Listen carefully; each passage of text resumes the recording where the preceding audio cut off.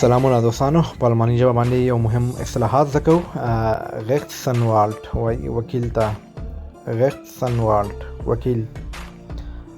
بل لغت د موږ سره قاضی یعنی مؤنث غیختغین یعنی قاضی، او که چېرته مذکر وي بیا غیخته وایي، ای ان به ونه خوا کوي.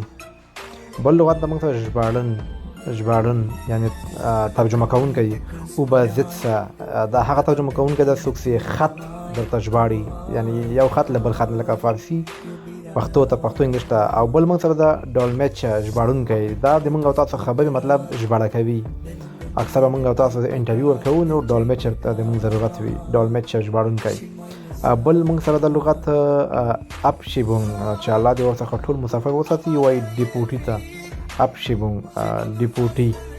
دغسې ښایسته لغتونه او اصطلاحات کولی شئ همدغه اکاونټ نه زده کړئ.